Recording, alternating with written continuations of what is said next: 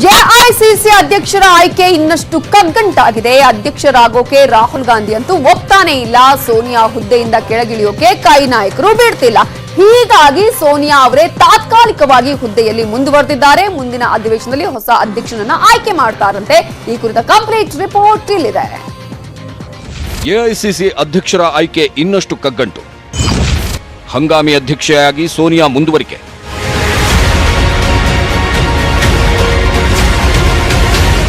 AICC ಅಧ್ಯಕ್ಷರ ಆಯ್ಕೆ ಕಗ್ಗಂಟು ಇನ್ನೂ ಮುಂದುವರೆದಿದೆ. 2019ರಲ್ಲಿ ರಾಹುಲ್ ಗಾಂಧಿ ಅಧ್ಯಕ್ಷ ಗಾದಿಯಿಂದ ಕೆಳಗಿಳಿದ ಬಳಿಕ ಸೋನಿಯಾ ಗಾಂಧಿ ಅವರೇ ಹಂಗಾಮಿ ಅಧ್ಯಕ್ಷರಾಗಿದ್ದರು. ಆದ್ರೆ ಈಗ ಸೋನಿಯಾ ಗಾಂಧಿಗೆ ಅನಾರೋಗ್ಯ ಕಾಡುತ್ತಿರೋದ್ರಿಂದ ಹುದ್ದೆಯಿಂದ ಕೆಳಗಿಳಿದು ಬೇರೆಯವರಿಗೆ ಸ್ಥಾನ ಬಿಟ್ಟುಕೊಡುವುದಾಗಿ ಹೇಳಿದ್ರು. ಇಂದು ಕಾಂಗ್ರೆಸ್ ಕಾರ್ಯಕಾರಿಣಿ ಮೀಟಿಂಗ್ನಲ್ಲೂ ಸೋನಿಯಾ ಗಾಂಧಿ ಅದನ್ನೇ ಹೇಳಿದ್ರು. ಆದರೆ ಹೆಚ್ಚಿನ ಕೈ ನಾಯಕರು ಸೋನಿಯಾ ಅವರೇ ಮುಂದುವರಿಯುವಂತೆ ಪಟ್ಟು ಹಿಡಿದಿದ್ದಾರೆ. ಇನ್ನಷ್ಟು ಜನ ರಾಹುಲ್ ಗಾಂಧಿ ಅಧ್ಯಕ್ಷರಾಗಲಿ ಎಂದಿದ್ದಾರೆ. ಕೆಲ ಹಿರಿಯ ನಾಯಕರು ಬೇರೆಯವರಿಗೆ ಅಧಿಕಾರ ನೀಡುವಂತೆಯೂ ಪಟ್ಟು ಹಿಡಿದಿದ್ದಾರೆ. ಈ ಎಲ್ಲದರ ನಡುವೆ ಅಧ್ಯಕ್ಷರ ಆಯ್ಕೆಗೆ ಚುನಾವಣೆ ನಡೆಸಲು ತೀರ್ಮಾನಿಸಲಾಗಿದೆ. ಹೀಗಾಗಿ ಅಲ್ಲಿಯವರೆಗೂ ಸೋನಿಯಾ ಗಾಂಧಿ ಅವರೇ ಹಂಗಾಮಿ ಅಧ್ಯಕ್ಷೆಯಾಗಿ ಮುಂದುವರಿಯಲಿದ್ದಾರೆ.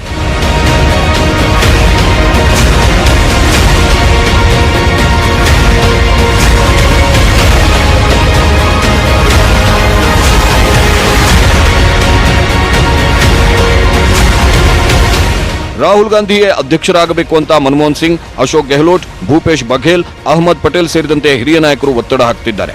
ರಾಜ್ಯದಲ್ಲೂ ಅಷ್ಟೇ ಕೆಪಿಸಿಸಿ ಅಧ್ಯಕ್ಷ ಡಿಕೆ ಶಿವಕುಮಾರ್, ವಿಪಕ್ಷ ನಾಯಕ ಸಿದ್ದರಾಮಯ್ಯ, ದಿನೇಶ್ ಗುಂಡೂರಾವ್ ಸೇರಿದಂತೆ ಸೋನಿಯಾ ಗಾಂಧಿ ಅವರೇ ಮುಂದುವರಿಯಲಿ ಅಂತ ಒತ್ತಾಯಿಸಿದ್ದಾರೆ.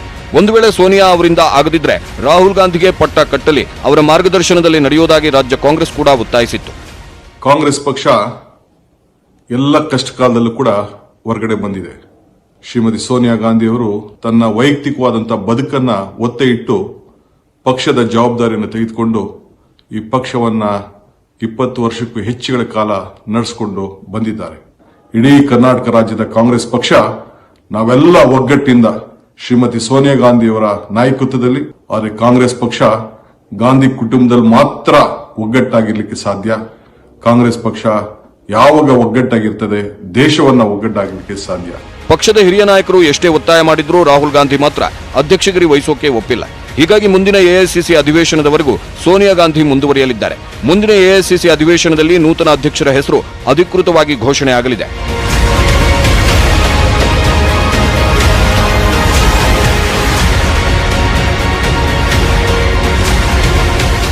ರಾಹುಲ್ ಗಾಂಧಿ ಅಧ್ಯಕ್ಷರಾಗಲಿ ಅಂತ ಹೆಚ್ಚಿನ ಕಾಂಗ್ರೆಸ್ ನಾಯಕರು ಒತ್ತಾಯಿಸಿದ್ರು.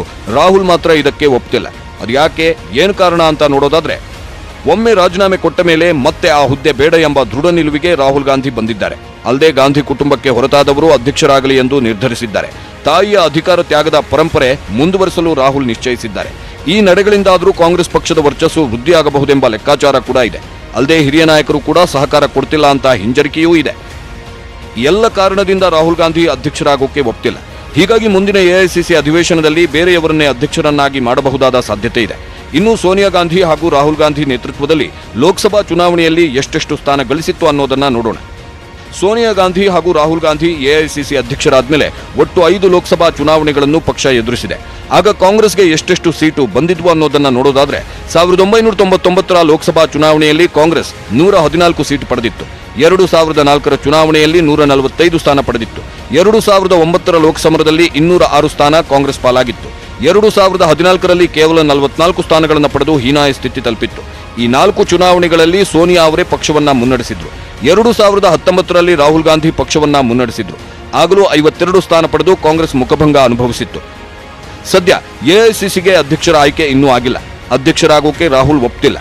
ಗಾಂಧಿ ಕುಟುಂಬದ ಹೊರತಾದವರು ಆಗಲಿ ಅನ್ನೋದು ರಾಹುಲ್ ಒತ್ತಾಯ. ಇದಕ್ಕೆ ಸಹೋದರಿ ಪ್ರಿಯಾಂಕಾ ಗಾಂಧಿ ಕೂಡ ಓಕೆ ಎಂದಿದ್ದಾರೆ.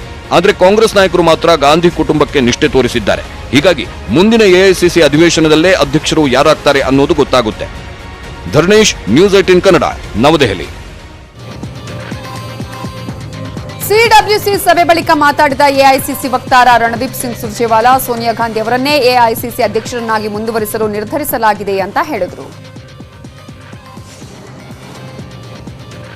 न तो किसी को दी जा सकती है और न किसी को दी जाएगी. भाजपा सरकार से जवाबदेही मांगने व सवाल पूछने के लिए प्रेरित किया है, जबकि सरकार जनता को अपने खोखले व स्वनिर्मित मुद्दों में उलझाकर रखना चाहती है. उनके नेतृत्व में करोड़ों कांग्रेसी कार्यकर्ता व समर्थक बाहर निकल पड़े। सीडब्ल्यूसी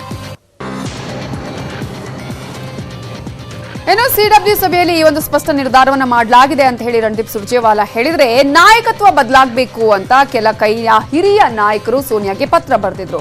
ಇದಕ್ಕೆ ರಾಹುಲ್ ಫುಲ್ ಗರಂ ಆಗಿದ್ದಾರೆ. ಆಸ್ಪತ್ರೆಯಲ್ಲಿದ್ದಾಗಲೇ ಪತ್ರ ಬರೆದಿದ್ಯಾಕೆ ಅನ್ನೋದೇ ರಾಹುಲ್ ಸಿಟ್ಟಿಗೆ ಕಾರಣ. ಇದೇ ಸಿಟ್ಟಲ್ಲಿ ಮೀಟಿಂಗ್ ನಲ್ಲೂ ರಾಂಗ್ ಆಗಿದ್ರು. ಹಾಗಾದ್ರೆ ಅಲ್ಲಿ ಏನೇನಾಯ್ತು, ಇಡೀ ಡೆವಲಪ್ಮೆಂಟ್ಸ್ ಅನ್ನ ನಿಮ್ಮ ಮುಂದೆ ಇಡ್ತಾ ಇದೀವಿ. Have A look. ಕಾಂಗ್ರೆಸ್ನಲ್ಲಿ ಭುಗಿಲೆದ್ದ ಆಂತರಿಕ ಕಚ್ಚಾಟ. ಸೋನಿಯಾಗೆ ಪತ್ರ ಬರೆದಿದ್ದಕ್ಕೆ ರಾಹುಲ್ ಗರಂ.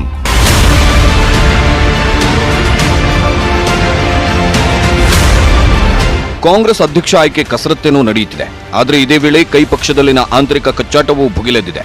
ಅಧ್ಯಕ್ಷರ ಬದಲಾವಣೆಗೆ 23 ಮಂದಿ ಹಿರಿಯ ಕಾಂಗ್ರೆಸ್ಸಿಗರು ಪಟ್ಟು ಹಿಡಿದು ಸೋನಿಯಾ ಗಾಂಧಿಗೆ ಪತ್ರ ಬರೆದಿದ್ರು. ಆದರೆ ಇದು ಯುವರಾಜ ರಾಹುಲ್ ಗಾಂಧಿಯನ್ನ ರೊಚ್ಚಿಗೇಳುವಂತೆ ಮಾಡಿದೆ. ಪತ್ರ ಬರೆದವರ ವಿರುದ್ಧವೇ ಇಂದು ರಾಹುಲ್ ಗಾಂಧಿ ಸಿಕ್ಕಾಪಟ್ಟೆ ಸಿಟ್ಟಾಗಿದ್ರು. ಇಂದು ನಡೆದ ಕಾಂಗ್ರೆಸ್ ಕಾರ್ಯಕಾರಿ ಸಮಿತಿ ಸಭೆಯಲ್ಲಿ ರಾಹುಲ್ ಹಿರಿಯರ ಮೇಲೆ ಗರಂ ಆದ್ರು. ಒಂದರ್ಥದಲ್ಲಿ ಇಂದಿನ ಕಾಂಗ್ರೆಸ್ ಕಾರ್ಯಕಾರಿ meeting Rahul Gandhi versus seniors ಅನ್ನುವಂತಿತ್ತು. ಕಾಂಗ್ರೆಸ್ ಪಕ್ಷಕ್ಕೆ ಹೊಸ ಅಧ್ಯಕ್ಷರನ್ನು ನೇಮಕ ಮಾಡಬೇಕು. ಅವರು ಗಾಂಧಿ ಕುಟುಂಬಕ್ಕೆ ಸೇರಿದವರಾಗಿರಬಾರದು ಅನ್ನೋದು ಕಾಂಗ್ರೆಸ್ನ ಒಂದು ಬಣದ ಆಗ್ರಹ. ಹೀಗಾಗಿಯೇ 23 ಮಂದಿ ಹಿರಿಯ ನಾಯಕರು ಸೋನಿಯಾಗೂ ಪತ್ರ ಬರೆದಿದ್ರು. ಇದು ರಾಹುಲ್ ಆಕ್ರೋಶಕ್ಕೆ ಕಾರಣವಾಗಿದೆ. ಇನ್ನೊಂದು ಬಣದವರು ಸೋನಿಯಾ ಗಾಂಧಿ ಅಥವಾ ರಾಹುಲ್ ಗಾಂಧಿಯೇ ಪಕ್ಷದ ಅಧ್ಯಕ್ಷರಾಗಬೇಕೆಂದು ಒತ್ತಾಯಿಸಿದ್ದಾರೆ. ಈ ಮೂಲಕ ಕಾಂಗ್ರೆಸ್ ಪಕ್ಷದೊಳಗಿನ ಅಸಮಾಧಾನ ಬಹಿರಂಗವಾಗಿ ಚರ್ಚೆಯಾಗಿದೆ. ಪತ್ರ ಬರೆದವರು ಬಿಜೆಪಿ ಏಜೆಂಟರು. ಸಿಟ್ಟಿನ ಭರದಲ್ಲಿ ರಾಹುಲ್ ಎಡವಟ್ಟು. ಎಐಸಿಸಿ ಅಧ್ಯಕ್ಷರ ಆಯ್ಕೆ ಮೊದಲೇ ಕಗ್ಗಂಟಾಗಿದೆ. ಈ ನಡುವೆ ಸಿಟ್ಟಿನ ಭರದಲ್ಲಿ ರಾಹುಲ್ ಗಾಂಧಿ ಮತ್ತೊಂದು ಎಡವಟ್ಟು ಮಾಡಿಕೊಂಡ್ರು. ಸೋನಿಯಾ ಗಾಂಧಿಗೆ ಪತ್ರ ಬರೆದವರು ಬಿಜೆಪಿ ಏಜೆಂಟ್ರಂತೆ ವರ್ತಿಸುತ್ತಿದ್ದಾರೆ ಎಂದು ಬಿಟ್ಟಿದ್ದಾರೆ. ಹಿರಿಯ ಕಪಿಲ್ ಸಿಬಲ್, ಗುಲಾಂ ನಬಿ ಆಜಾದ್ ಸೇರಿದಂತೆ ಹಿರಿಯ ನಾಯಕರ ವಿರುದ್ಧವೇ ರಾಹುಲ್ ಮಾಡಿದ ಈ ಆರೋಪ ಬೆಂಕಿಗೆ ತುಪ್ಪ ಸುರಿದಂತಾಗಿತ್ತು. ಈ ಹೇಳಿಕೆಗೆ ಕೆರಳಿ ಕೆಂಡಾಮಂಡಲರಾದ ಕಪಿಲ್ ಸಿಬಲ್ ಹಾಗೂ ಗುಲಾಂ ನಬಿ ಆಜಾದ್ ರಾಜೀನಾಮೆ ನೀಡೋದಾಗಿಯೂ ಹೇಳಿದರು.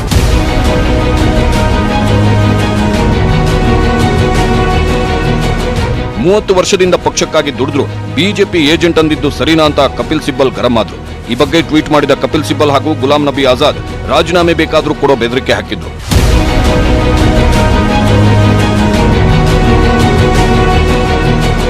ಇದಾದ ಕೆಲವೇ ಹೊತ್ತಲ್ಲಿ ಕಪಿಲ್ ಸಿಬಲ್ ಹಾಗೂ ಗುಲಾಂ ನಬಿ ಆಜಾದ್ ಯೂ ಟರ್ನ್ ಹೊಡೆದ್ರು. ಪಕ್ಷಕ್ಕಾಗ್ತಿರೋ ಡ್ಯಾಮೇಜ್ ಕಂಟ್ರೋಲ್ಗೆ ಮುಂದಾದ ಹಿರಿಯ ನಾಯಕರು ರಾಹುಲ್ ಗಾಂಧಿ ಈ ರೀತಿ ಹೇಳಿಲ್ಲ ಅಂದ್ರು. ಟ್ವೀಟ್ ಡಿಲೀಟ್ ಮಾಡಿದ ಕಪಿಲ್ ಸಿಬಲ್ ರಾಹುಲ್ಗೆ ಕರೆ ಮಾಡಿ ಸ್ಪಷ್ಟನೆ ನೀಡಿದ್ದಾರೆ. ರಾಹುಲ್ ನಮ್ಮನ್ನು ಬಿಜೆಪಿ ಏಜೆಂಟ್ ಅಂದಿಲ್ಲ ಅಂತ ಮರು ಟ್ವೀಟ್ ಮಾಡಿ ತೇಪೆ ಹಚ್ಚಿದ್ರು. ಕಪಿಲ್ ಸಿಬಲ್ ಬಳಿಕ ಗುಲಾಂ ನಬಿ ಆಜಾದ್ ಕೂಡ ಯೂ ಟರ್ನ್ ಹೊಡೆದ್ರು. ಇದಾದ ಬಳಿಕ ಕಾಂಗ್ರೆಸ್ ನಾಯಕರು ಕಚ್ಚಾಟಕ್ಕೆ ತೇಪೆ ಹಚ್ಚಲು ಮುಂದಾದ್ರು. ಸಿಬಲ್ ಬಿಜೆಪಿ ಪರ ಅಂತ ರಾಹುಲ್ ಹೇಳಿಲ್ಲ ಅಂತ ರಣದೀಪ್ ಸುರ್ಜೇವಾಲಾ ಕೂಡ ಹೇಳಿದ್ರು. ನಾವೆಲ್ಲ ಒಟ್ಟಾಗಿ ಕೆಲಸ ಮಾಡಬೇಕು, ಪರಸ್ಪರ ಕಿತ್ತಾಡದೆ ನೋವುಂಟು ಮಾಡದೆ ಹೋರಾಡಬೇಕು ಅಂತ ರಾಹುಲ್ ಪರ ಸುರ್ಜೇವಾಲಾ ಟ್ವಿಟರ್ನಲ್ಲಿ ಬ್ಯಾಟಿಂಗ್ ಮಾಡಿದ್ರು.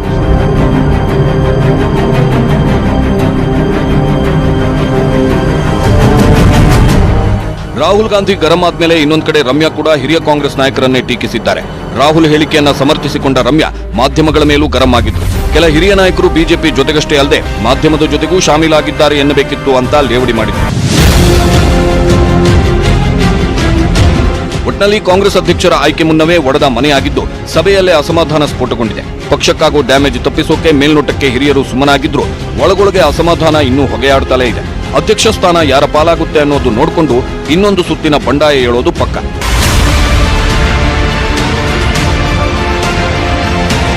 Bureau report, news 18 Kannada. ಇಷ್ಟೆಲ್ಲ ಡೆವಲಪ್ಮೆಂಟ್ಸ್ ಆಗುವಂತಹ ಸಂದರ್ಭದಲ್ಲಿ ಇನ್ನು ಕಾಂಗ್ರೆಸ್ನ ನಾಯಕತ್ವ ಬದಲಾವಣೆ ಬಗ್ಗೆ ರಾಜ್ಯದ ಕಾಂಗ್ರೆಸ್ ಮುಖಂಡರು ಕೂಡ ಮಾತನಾಡಿದ್ದಾರೆ. ಏನು ಹೇಳಿದ್ದಾರೆ ನೋಡಿ.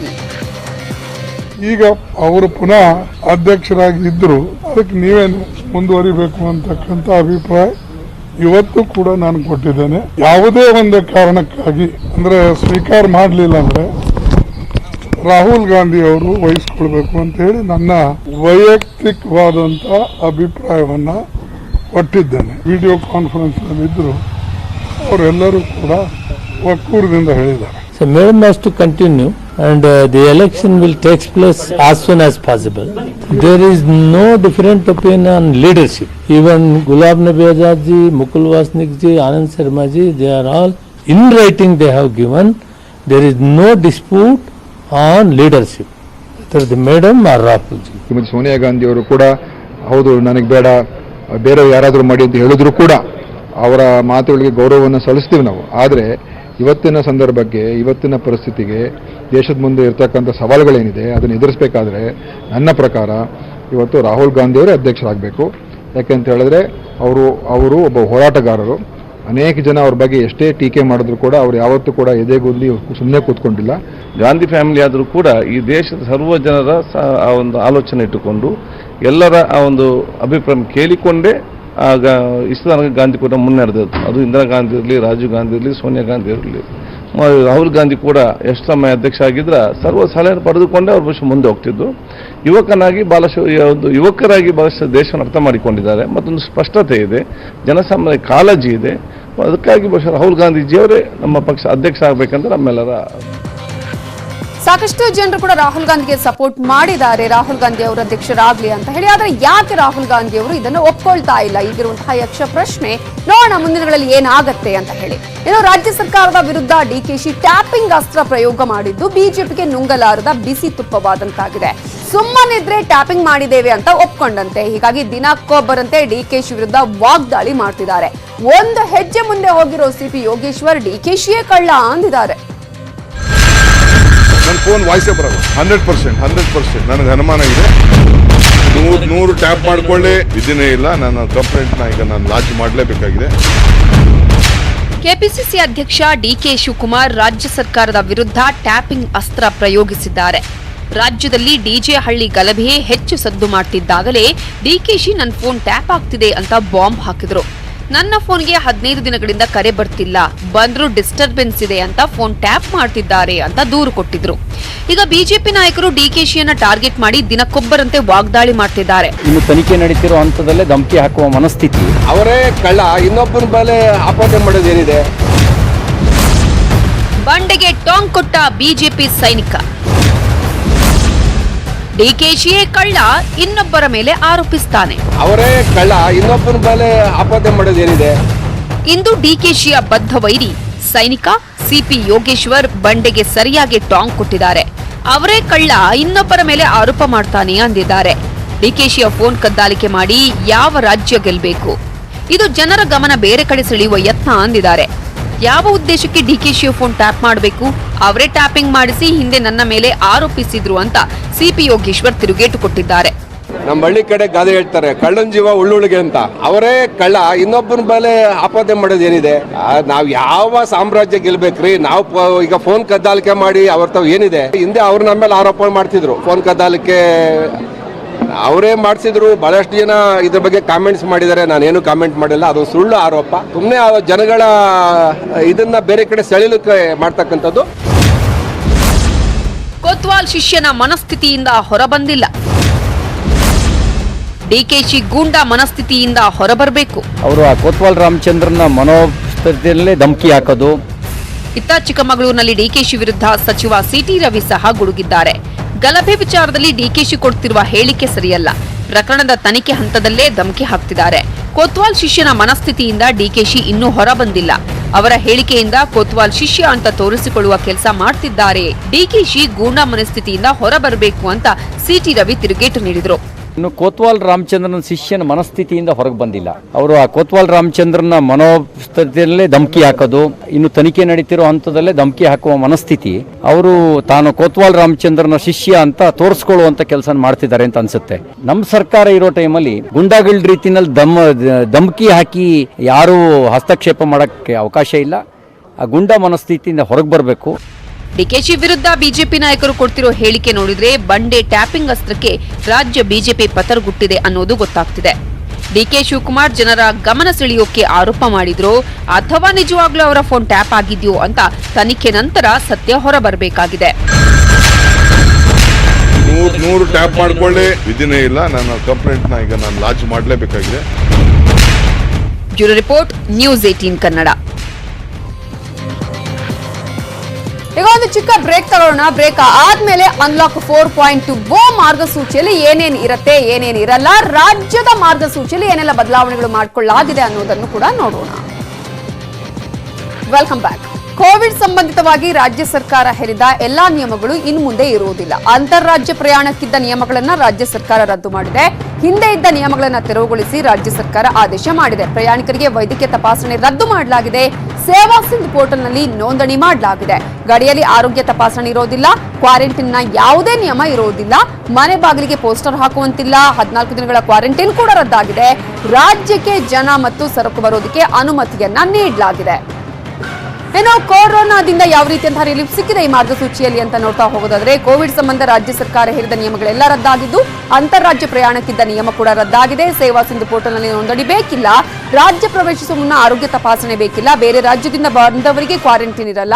ಕೈಗಳ ಮೇಲೆ ಕ್ವಾರಂಟೈನ್ ಮುದ್ರೆ ಹಾಕೋದಿಲ್ಲ. ಮನೆ ಬಾಗಿಲಿಗೆ ಪೋಸ್ಟರ್ ಹಾಕುವಂತಿಲ್ಲ. ನೆರೆಹೊರೆಯವರಿಗೂ ರೋಗಿಯ ಮಾಹಿತಿಯನ್ನ ನೀಡೋದಿಲ್ಲ. ಕ್ವಾರಂಟೈನ್ ವಾಚ್ ಅಪ್ಲಿಕೇಶನ್ ಮೂಲಕ ಮೇಲ್ವಿಚಾರಣೆ ಮಾಡಲ್ಲ ಅನ್ನುವಂತಹ ಮಾರ್ಗಸೂಚಿಯಲ್ಲಿ ಬದಲಾವಣೆಗಳನ್ನ ಮಾಡಿಕೊಳ್ಳಲಾಗಿದೆ.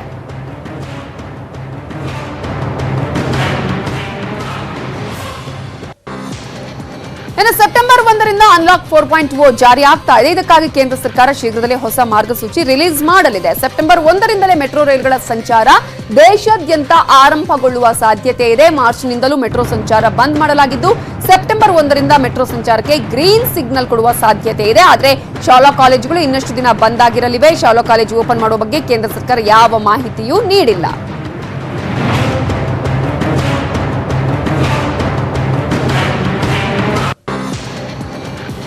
ಇನ್ನು ಡಿಜೆ ಹಳ್ಳಿ ಕೆಜೆ ಹಳ್ಳಿ ಗಲಭೆ ಪ್ರಕರಣದ ತನಿಖೆ ಚುರುಕುಗೊಳ್ತಾ ಇದೆ. ಕಾಣದ ಕೈಗಳ ಕೈವಾಡ ಇದೆಯಾ ಅನ್ನುವ ಅನುಮಾನದ ಹಿಂದೆ ಬಿದ್ದಿರೋ ಪೊಲೀಸರು ಸಾಲು ಸಾಲಾಗಿ ಆರೋಪಿಗಳನ್ನ ಸೆರೆ ಹಿಡಿದಿದ್ದಾರೆ.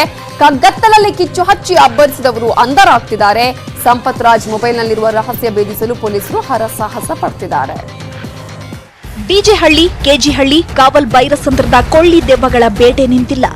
ಘಟನೆ ನಡೆದು 2 ವಾರ ಆಗ್ತಿದ್ರೂ ಬೂದಿಯೊಳಗೆ ಹುದುಗಿರೋ ಸತ್ಯವೇನು ಅನ್ನೋದು ಸ್ಪಷ್ಟವಾಗ್ತಿಲ್ಲ. ಛಲಬಿಡದ ತ್ರಿವಿಕ್ರಮನಂತೆ ಸತ್ಯ ಶೋಧನೆಗಿಳಿದಿರೋ ಖಾಕಿ ಪಡೆ ಬೆಂಕಿ ಇಟ್ಟವರನ್ನ ಒಬ್ಬೊಬ್ಬರನ್ನಾಗಿ ಕಂಬಿ ಹಿಂದೆ ಸೇರಿಸುತ್ತಿದೆ. ಕೈನಾಯಕ ಸಂಪತ್ ರಾಜ್, ಜಾಕೀರ್, ಸಂಪತ್ ಪಿಎ ಅರುಣ್ ಮೊಬೈಲ್ನಲ್ಲಿ ಅಡಗಿರೋ ಸೀಕ್ರೆಟ್ ಹೊರಗೆಳೆಯಲು ಯತ್ನಿಸುತ್ತಿದೆ. ಆದ್ರೆ ಅಲ್ಲಿ ಖಾಕಿ ಪಡೆಗೆ ಕಂಟಕ ಶುರುವಾಗಿದೆ.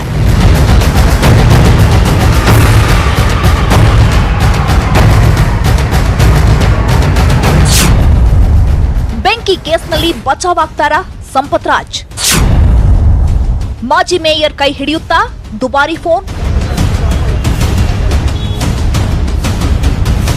ಎಸ್, ಮಾಜಿ ಮೇಯರ್ ಸಂಪತ್ ರಾಜ್ ಅವರ ದುಬಾರಿ ಫೋನ್ ಕೈ ಹಿಡಿಯುತ್ತಾ ಮೊಬೈಲ್ನಲ್ಲಿ ಹುದುಗಿರೋ ಸತ್ಯ ಅಲ್ಲೇ ಅಡಗಿ ಹೋಗುತ್ತಾ ಅನ್ನೋ ಅನುಮಾನ ಹುಟ್ಟಿಕೊಂಡಿದೆ. ಸಿಸಿಬಿ ಸಂಪತ್ ರಾಜ್ ಅವರ ಮೊಬೈಲ್ನಲ್ಲಿರೋ ಡಾಟಾ ರಿಟ್ರೈವ್ ಮಾಡಲು ಎಫ್ಎಸ್ಎಲ್ಗೆ ಕಳುಹಿಸಿದೆ. ಆದ್ರೆ ಸಂಪತ್ ವಿಚಾರಣೆಗೆ ಹಾಜರಾಗುವಾಗಲೇ ಎಲ್ಲಾ ಮೆಸೇಜ್ ಹಾಗೂ ಕಾಲ್ ಡೀಟೇಲ್ಸ್ ಡಿಲೀಟ್ ಮಾಡಿದ್ರು. ಅದನ್ನ ರಿಟ್ರೈವ್ ಮಾಡಲಾಗ್ತಿಲ್ವಂತೆ. ಯಾಕಂದ್ರೆ ಸಂಪತ್ ರಾಜ್ ಬಳಸ್ತಾ ಇದ್ದದ್ದು ಐಫೋನ್ 10. ಇದರಲ್ಲಿ ಡಿಲೀಟ್ ಆದ ಮೆಸೇಜ್ ರಿಟ್ರೈವ್ ಆಗ್ತಿಲ್ಲ. ಐಫೋನ್ 8 ರಿಟ್ರೈವ್ ಮಾಡೋ ಟೆಕ್ನಾಲಜಿ ಮಾತ್ರ ಸದ್ಯಕ್ಕಿರೋದು. ಸೊ ತ್ರಿವೆಂಡ್ರಂ ಎಫ್ಎಸ್ಎಲ್ಗೆ ತಲುಪಿರೋ ಮೊಬೈಲ್ನಲ್ಲಿ ಅಸಲಿಯತ್ತು ಉಳಿದು ಹೋಗುತ್ತಾ? ಸಿಸಿಬಿಯಿಂದ ಕೈ ಕಾರ್ಪೊರೇಟರ್ ಪತಿ ವಿಚಾರಣೆ. ಕಾಂಗ್ರೆಸ್ ಕಾರ್ಪೊರೇಟರ್ ಸಾಜಿದಾ ಪತಿ ನಾಜಿರ್ನನ್ನ ಸಿಸಿಬಿ ಮತ್ತೆ ವಿಚಾರಣೆ ಮಾಡಿದೆ. ನಾಜಿರ್ಗೂ ಎಸ್ಡಿಪಿಐ ಕಾರ್ಯಕರ್ತ ಮುಜಾಮಿಲ್ ಪಾಷಾಗೂ ಇರೋ ಸಂಬಂಧವೇನು ಅನ್ನೋದ್ರ ಬಗ್ಗೆ ಪ್ರಶ್ನಿಸಿದ್ದಾರೆ.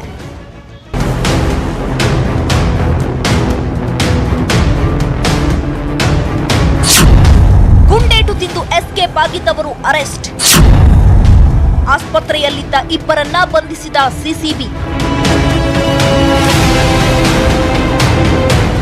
ಕೆಜಿಹಳ್ಳಿ ಡಿಜೆಹಳ್ಳಿ ಗಲಭೆಯಲ್ಲಿ ಮಾತು ಕೇಳದ ಪುಂಡರಿಗೆ ಪೊಲೀಸರು ಗುಂಡು ಹಾರಿಸಿದ್ರು.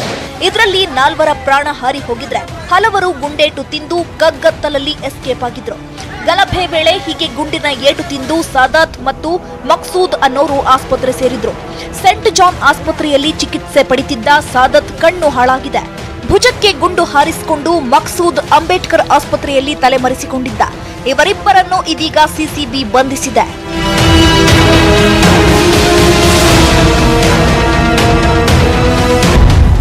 ಠಾಣೆ ಮುಂದೆ ಮುಗಿಯದ ಪೋಷಕರ ಹೈಡ್ರಾಮಾ. ಇನ್ನು ಡಿಜೆಹಳ್ಳಿ ಸ್ಟೇಷನ್ ಬಳಿ ಆರೋಪಿಗಳ ಪೋಷಕರ ಹೈಡ್ರಾಮಾ ನಿಂತಿಲ್ಲ. ಇಂದು ಸಹ ಆರೋಪಿಗಳ ಕುಟುಂಬಸ್ಥರು ಮತ್ತು ಮಕ್ಕಳು ಸ್ಟೇಷನ್ ಬಳಿ ಬಂದು ಗೋಗರೆದ್ರು. ಚಿಕ್ಕ ಚಿಕ್ಕ ಮಕ್ಕಳನ್ನ ಎತ್ಕೊಂಡು ನಮ್ಮವರದ್ದು ಏನೋ ತಪ್ಪಿಲ್ಲ ಬುಟ್ಟುಬುಡಿ ಅಂತ ದುಂಬಾಲು ಬಿದ್ದಿದ್ರು.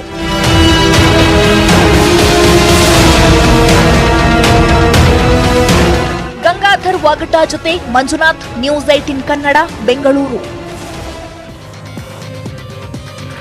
ಇನ್ನು ಉತ್ತರ ಭಾರತದಾದ್ಯಂತ ಸುರಿತಾ ಇರುವ ಭಾರಿ ಮಳೆ ಪ್ರವಾಹ ಪರಿಸ್ಥಿತಿ ಕರ್ನಾಟಕಕ್ಕೆ ಯಾವ ರೀತಿಯ ಸಮಸ್ಯೆಗೆ ಕಾರಣ ಆಗತ್ತೆ ಅನ್ನೋದನ್ನ ನೋಡೋಣ ಬ್ರೇಕ್ ಆದ್ಮೇಲೆ. ಅಟ್ಟಹಾಸ ಮೆರಿತಾ ಇದ್ರೆ ಇತರ ರಣಭೀಕರ ಮಳೆ ಜನರ ಬದುಕನ್ನೇ ಮೂರಾಬಟ್ಟೆಯನ್ನಾಗಿಸಿದೆ. ಹಾಗಾದ್ರೆ ಮಳೆಯ ಅಬ್ಬರ ಯಾವ ರೀತಿಯಾಗಿದೆ ನೋಡ್ಕೊಂಡ್ ಬನ್ನಿ.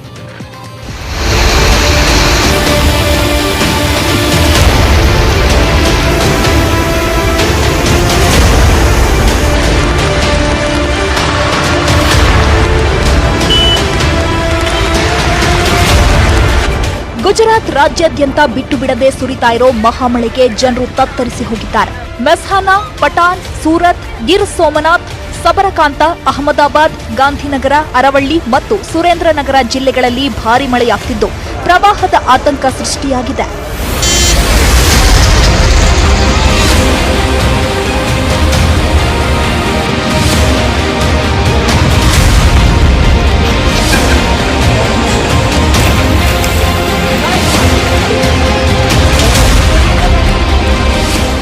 ಇನ್ನು ಗುಜರಾತ್ನಲ್ಲಿ ಮುಂಜಾಗ್ರತಾ ಕ್ರಮವಾಗಿ 13 ಎನ್ಡಿಆರ್ಎಫ್ ಟೀಮ್ ನಿಯೋಜಿಸಲಾಗಿದೆ. 205 ಅಣೆಕಟ್ಟುಗಳಲ್ಲಿ 108 ಅಣೆಕಟ್ಟುಗಳು ಭರ್ತಿಯಾಗಿವೆ. ಅಣೆಕಟ್ಟುಗಳಿಂದ ಭಾರಿ ಪ್ರಮಾಣದ ನೀರು ಹೊರಗೆ ಬಿಡಲಾಗ್ತಿದ್ದು ಹಲವೆಡೆ ಹೈ ಅಲರ್ಟ್ ಘೋಷಿಸಲಾಗಿದೆ. ತಗ್ಗು ಪ್ರದೇಶಗಳು ಸಂಪೂರ್ಣ ಮುಳುಗಡೆಯಾಗಿವೆ. ಒಟ್ಟು 13,108 ಜನರನ್ನು ಸುರಕ್ಷಿತ ಸ್ಥಳಗಳಿಗೆ ಸ್ಥಳಾಂತರಿಸಲಾಗಿದೆ.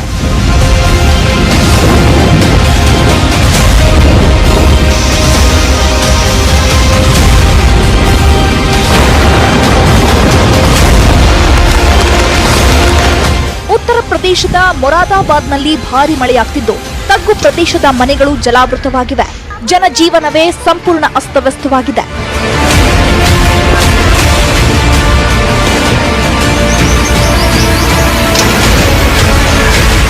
ಆಂಧ್ರಪ್ರದೇಶದ ಪೂರ್ವ ಗೋದಾವರಿಯ ದೋಡವರಂ ಗ್ರಾಮದಲ್ಲಿ ಪ್ರವಾಹದಲ್ಲಿ ಸಿಲುಕಿದ್ದ ಕೋವಿಡ್ ಪೇಷಂಟ್ ಅನ್ನ ಪೊಲೀಸರು ರಕ್ಷಿಸಿದ್ದಾರೆ.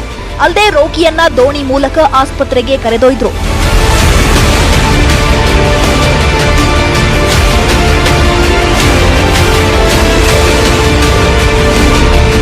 ರಾಜ್ಯದಲ್ಲಿ ಮಳೆ ನಿಂತರೂ ಪ್ರವಾಹದ ಆತಂಕ ದೂರವಾಗಿಲ್ಲ.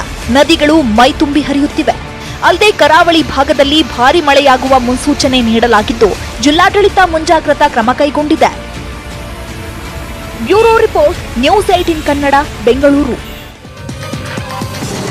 ಇದು ಇವತ್ತಿನ ಅಗ್ರ ರಾಷ್ಟ್ರೀಯ ವಾರ್ತೆ. ಈಗ ಬಿಗ್ ಸ್ಟೋರಿ ಪ್ರಸಾರವಾಗುತ್ತೆ, ತಪ್ಪದೆ ನೋಡಿ. ನೋಡ್ತಾ ಇರಿ ನ್ಯೂಸ್ 18 ಕನ್ನಡ. ಜಾಲ ನಮ್ಮದು, ಬಲ ನಿಮ್ಮದು.